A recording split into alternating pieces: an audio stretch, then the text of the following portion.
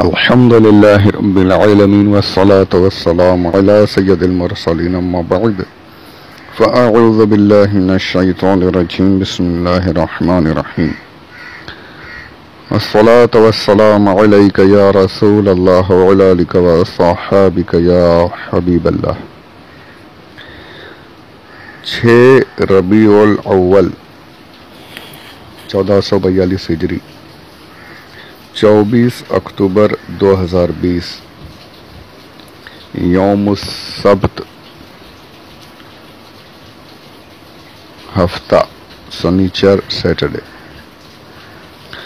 السلام علیکم ورحمۃ اللہ۔ حضرت عثمان غنی رضی اللہ تعالی عنہ کی حیات پاک کے مختصراً واقعات بیان کرنے کے بعد آئیے خلیفہ چہارم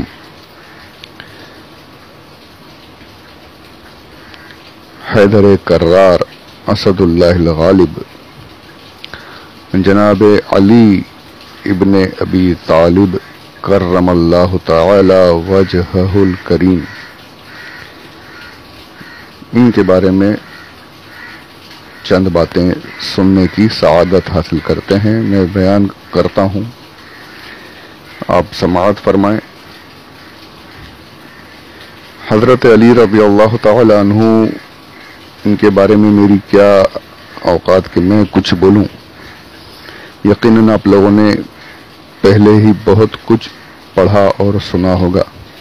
میں یہاں پر یہ جو کچھ عرض کر رہا ہوں صرف اس لیے کہ میرا بھی آپ کے مداح خانوں میں میرا نام بھی شامل ہو جائے، تعریف کرنے والوں میں میں اپنا نام شامل کرانے کی غرض سے یہ چند جملے عرض کر رہا ہوں، ورنہ آپ کی ذات پاک وہ ذات ہے کہ جس کے بارے میں کچھ کہنا یہ مجھ جیسے کم علم کی کوئی اوقات ہی نہیں کہ کچھ عرض کر سکے۔ خیر، درود پاک پڑھی اور آگے بڑھتے ہیں۔ اللہم صلی علی سیدنا محمد وعلی آل سیدنا مولانا محمد وبارک وسلم صلاۃ و سلام علیک یا رسول اللہ صلی اللہ علیہ وسلم۔ کتابوں میں آتا ہے کہ عرب مکۃ المکرمہ میں قحط پڑا، یعنی سوکھا، کھانے کی کمی وغیرہ ہونے لگی۔ ابو طالب جو حضور کے چچا ہیں، حضرت علی کرم اللہ وجہہ الکریم کے والد ہیں، ان کی اولادیں بہت یعنی کثیر العیال تھے، زیادہ تھیں اولادیں، اور اب ایسا حال تھا کہ کھانے کی کمی ہو گئی، تو میرے آقا صلی اللہ علیہ وآلہ وسلم نے اپنے دوسرے چچا یعنی حضرت حمزہ رضی اللہ تعالی عنہ کو ساتھ میں لے کر ارشاد فرمایا کہ ہم اپنے چچا کی کچھ پریشانی کم کر لیتے ہیں اور ان کے بچوں میں سے ایک ایک بچے کو ہم اپنی کفالت میں لے لیتے ہیں، ان کی پرورش ہم کریں گے۔ اور آپ دونوں گئے اور حضرت ابو طالب سے حضور اکرم صلی اللہ علیہ وآلہ وسلم نے اپنا منشا بیان فرمایا، اور حضرت جعفر رضی اللہ تعالی عنہ حضور کے چچا کے حصے میں آئے، اور ہمارے آقا صلی اللہ علیہ وآلہ وسلم نے حضرت علی رضی اللہ تعالی عنہ کو اپنی کفالت میں لیا بچپن میں ہی۔ ابھی اعلان نبوت حضور نے نہیں فرمایا، اظہار نبوت نہیں فرمایا ہے، اور اس سے پہلے ہی حضرت علی رضی اللہ تعالی عنہ حضور کے کاشانہ نبوت میں داخل ہو گئے، یعنی بچپن سے ہی حضرت علی رضی اللہ تعالی عنہ کو حضور اکرم صلی اللہ علیہ وآلہ وسلم کی قربت کا شرف حاصل رہا۔ اب یہ بتائیے کہ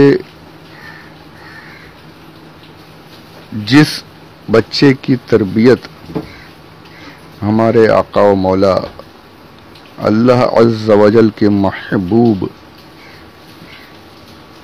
سید العرب والعجم रसूलुल्लाह सल्लल्लाहु अलैहि वआलिहि वसल्लम तरबियत फरमा रहे हों तो उस बच्चे को क्या कुछ नहीं नवाजा गया होगा।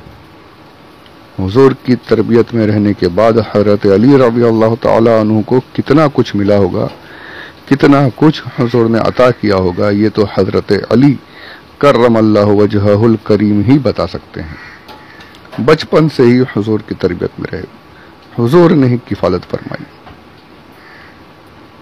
और हाल ये हुआ कि बचपन में ये आलम था कि नवाजिशों का सिलसिला जारी रहा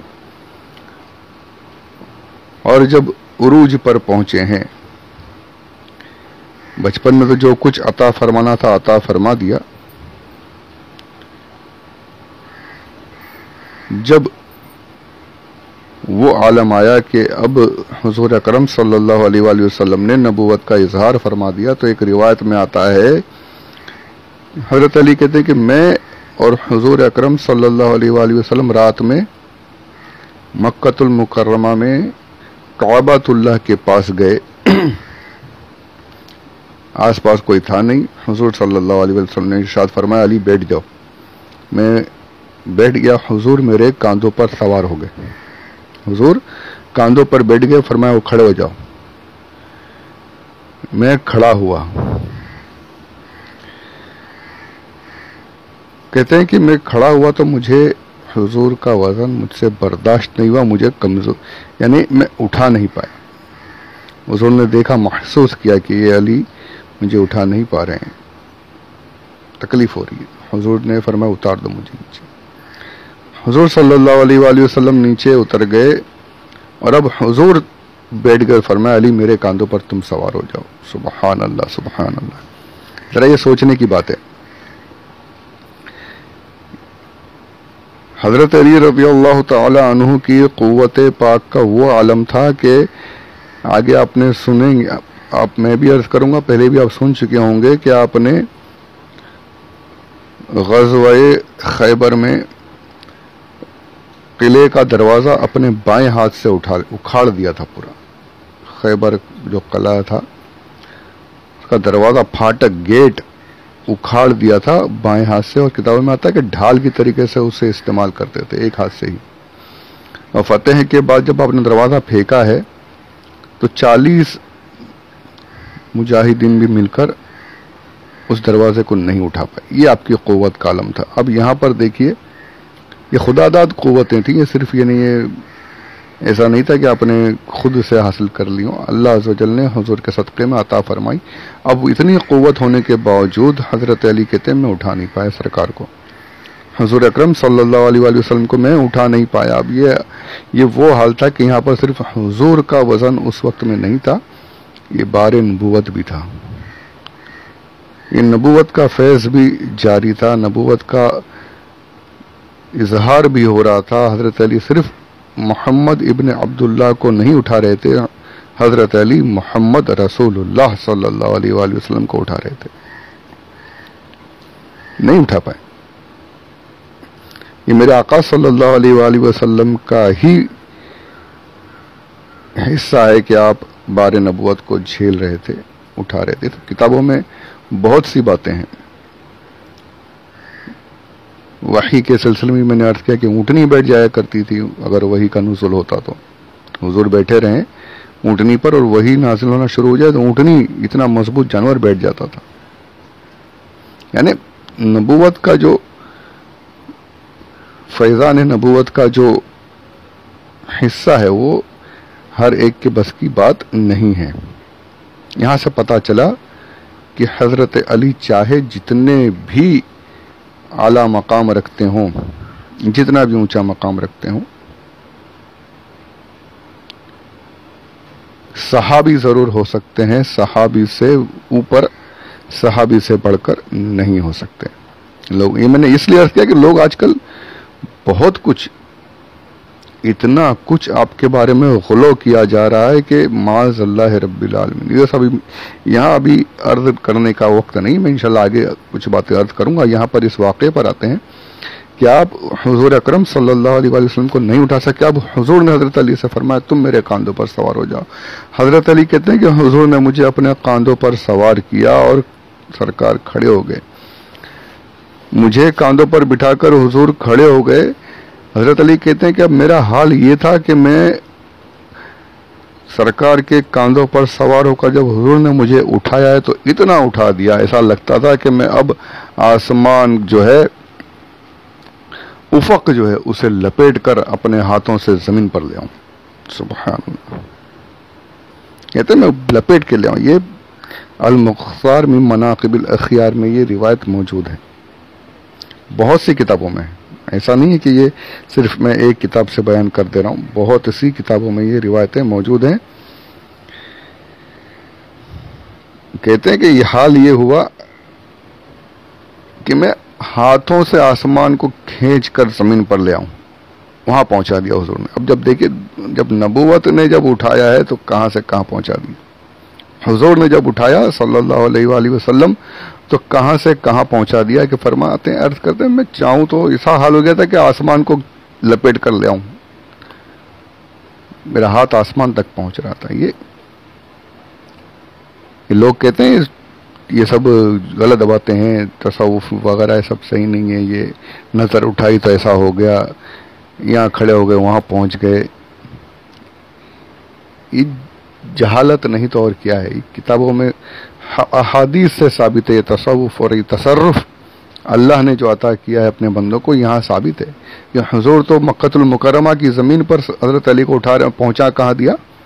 آسمانوں تک پہنچا دیا کہ گھسیٹ کر لے آؤں، آسمان کو ہی لے آؤں.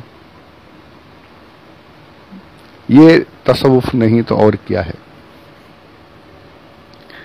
اور پھر ایک ہی بات ہے کہ پھر یہ حدیثیں ضعیف ہے، یہ ایسا. ارے جہاں فضائل جہاں اچھی باتیں ملی وہ بس ضعیف حدیث کا رونا شروع.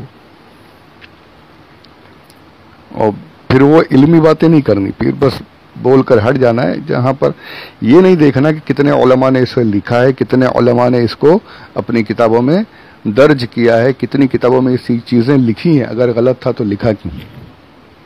بس وہ ان کو ماننا ہی نہیں ہے. تو ایسے نہیں ماننے والوں کو منانے کی کوشش نہیں کرنی. ہمیں اپنا سننا ہے، اپنا ماننا ہے، اپنے عقیدوں کو مضبوط کرنا ہے. ہمارا ہر عقیدہ کتاب اور سنت سے ثابت ہے بے شک. اور اللہ ایسے صحیح عقائد پر ہمیں قائم رکھے. آمین بجاہ النبی الامین صلی اللہ علیہ وآلہ وسلم. کہتے ہیں کہ میں چاہتا تو آسمان کو لپیٹ کر لے آتا. پھر حضور نے فرمایا اب یعنی جس کام کے لیے اٹھایا تھا فرمایا دیکھیے وہاں پر چھت پر کوئی بت ہے، کعبۃ اللہ کی چھت پر. کعبۃ اللہ کو پتا ہے سب 360 بت تھے. حضرت علی نے کہا کہ ہاں ایک بت ہے. فرمایا توڑ دو. حضرت علی کہتے ہیں وہ مجسمہ جو تھا بت جس کی پوجا کی کعبۃ اللہ کی چھت پر رکھا تو میں نے اسے پکڑ کر اس کے ہاتھ پیر توڑ دیا، اس کا بالکل بت کو چکنا چور کر دیا. اب حضور نے مجھے زمین پر اتار دیا اور اب ہم دونوں چھپتے چھپاتے، یعنی حضرت علی کہتے ہیں کہ ہمیں ایسا خوف ہو رہا تھا کہ کہیں کوئی ہمیں دیکھ نہ لے. وہ شروعات کا دور تھا بالکل، یعنی اسلام میں شروعات کا دور تھا اور تکلیفیں جاری تھی قریش کی طرف سے. اور پھر اس کے بعد کہتے ہیں ہم لوگ اپنے گھر پر پہنچ گئے. تو یہ واقعہ میں نے یہاں پر جلدی یعنی پہلے اس لیے عرض کر دیا کہ میں بتا دوں کہ مقصد میرا یہ ہے کہ جب حضور صلی اللہ علیہ وسلم بچپن سے پالا پوسا، تربیت دی اور تربیت سے وہ کچھ حاصل ہوتا رہا، اتنا انعام ملتا رہا کہ اب جب اظہار نبوت ہوا اور نبوت کے اظہار کے بعد جب حضور نے نوازشوں کا سلسلہ جاری رکھا تو یہ حال ہو گیا کہ حضرت علی کو زمین سے لے کر آسمان تک پہنچا دیا. سبحان اللہ سبحان اللہ. نوازشیں بچپن سے ہی حضرت علی پر جاری رہیں. اور کیسی جاری رہیں؟ بچپن میں یہ عالم تھا کہ کتابوں میں ہے کہ سب سے پہلے بچوں میں مسلمان ہونے والے حضرت علی 7 سال کی عمر میں. حضور نے جب اسلام حضرت خدیجہ رضی اللہ تعالی عنہ اور حضور صلی اللہ علیہ وسلم کو نماز پڑھتے ہوئے دیکھا، آپ نے بچپن تھے چھوٹے تھے، عرض کی کہ آپ یہ کیا کریں؟ حضور نے فرمایا میں نماز پڑھ رہا ہوں. آپ نے کہا میں نے ایسا نہیں دیکھا، یہ کیا ہے، کون سی عبادت ہے؟ آپ نے بتایا میں ایک نیا جو اصل مذہب ہے وہ لے کر آیا ہوں. اور آپ نے اسلام پیش کیا. آپ نے کہا کہ میں اپنے والد سے پوچھ کر پھر بتاتا ہوں. حضور نے فرمایا کہ اگر تمہیں اسلام قبول کرنا ہے تو ابھی قبول کر لو ورنہ کسی کو بتانا نہیں. حضرت علی نے اس وقت بعد میں دوسرے دن آ کر خود ہی اسلام قبول کر لیا. یعنی 7 سال کی عمر میں آپ نے اسلام قبول فرمایا. چھوٹے تھے 7 سال کے تھے تبھی آپ نے کلمہ پڑھ لیا. تو یہ شرف بھی آپ کو حاصل ہے کہ بچوں میں سب سے پہلے آپ نے اسلام قبول کیا. اور آپ ہی وہ ہیں کہ جنہوں نے حضور اکرم صلی اللہ علیہ وآلہ وسلم کے ساتھ سب سے پہلے نماز پڑھی.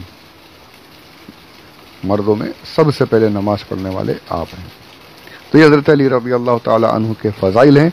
بہت سی باتیں میں بہت کچھ اسکپ کروں گا، چھوڑوں گا، بہت کچھ ہٹا دوں گا، کیونکہ میری اوقات ہی نہیں اتنا کچھ بیان کروں. مختصراً بولتے ہوئے انشاءاللہ اس سلسلے کو جاری رکھیں گے. اللہ عز و جل اسے مقبول فرمائے، قبول فرمائے اور مکمل کرنے کی سعادت نصیب فرمائے. آمین بجاہ النبی الامین صلی اللہ علیہ وسلم. وما علینا الا البلاغ.